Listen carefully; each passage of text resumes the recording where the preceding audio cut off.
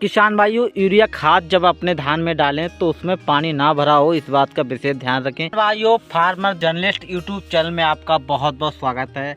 आज हम बताएंगे धान को शुरुआत में आप किन किन बातों का विशेष ध्यान रखें, क्योंकि शुरुआत में अगर हम धान को सही तरीके से शुरुआत कर लेते हैं, अच्छी तरीके से ग्रोथ और अच्छी तरीके से, तो आप बहुत ज़्यादा फ़ायदा रखते हैं।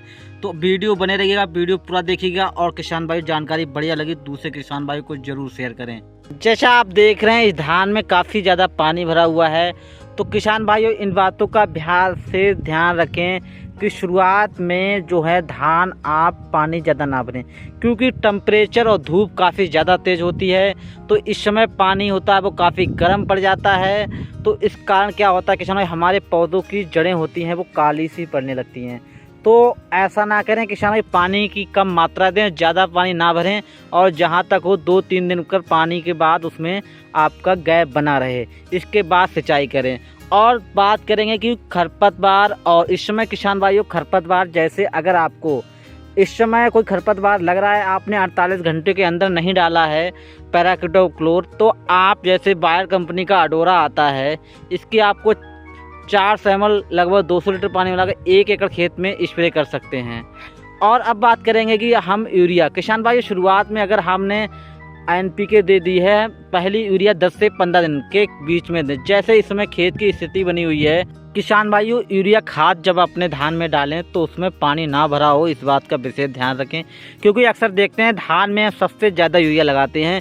क्या होता है किसान भाई, जैसे ही हम यूरिया अपने धान में डालते हैं, कुछ तो पानी द्वारा नीचे चली जाती है और कुछ वायुमंडल में उड़ जाती है, तो हमें बहुत कम % में मिल पाती है। तो यूरिया जब डालें जब नमी हो। और अब बात करेंगे किसान भाइयों कि यूरिया के साथ हम शुरुआत में कौन सा तत्व डाल सकते हैं, तो किसान भाइयों आपको 5 किलोग्राम अगर शुरुआत में जिंक और सल्फ़र डाल दें, क्योंकि इन दोनों का विशेष महत्व होता है। सल्फ़र होती है वो हमारे पौधे में गर्मी बनाती है और जिसके कारण हमारा पौधा होता है अच्छा चलता है। जिंक का किसान भाई, जिंक की कमी से बहुत सारे रोग होते हैं शुरुआत में। जैसे अगर जिंक की कमी होती है तो इसमें तना छेदक लगने का सबसे ज़्यादा डर रहता है, और किसान भाई खैरा रोग होता है वो भी। तो इन बातों का विशेष ध्यान रखें। बाकी किसान भाइयों, अगर धान में आप ऐसे करेंगे तो धान में आप शुरुआत अच्छे लक्षण पाएंगे, एक अच्छा ग्रोथ पाएंगे। विशेष ये है किसान भाइयों, जैसे धान में पानी ज़रूर आप या तो निकाल दें या किसान भाई कम मात्रा में लगाएं, क्योंकि जिस प्रकार ये लगा है तो आप देख सकते हैं, क्योंकि दोपहर के टाइम में काफ़ी ज़्यादा पानी गर्म हो जाता है, इस कारण पौधे अच्छी वृद्धि नहीं कर पाते हैं। तो किसान भाइयों आपसे यही अनुरोध करते हैं कि जब भी आप धान में पानी लगाएं।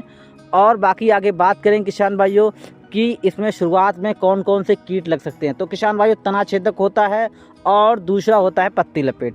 ये किसान भाइयों 25 से 30 दिन के स्टेज में हमारे धान में लगना स्टार्ट हो जाते हैं। तो इनके लिए शुरुआत में किसान भाइयों क्लोरोपाइरीपास आता है, आप खाद में मिला के डाल सकते हैं।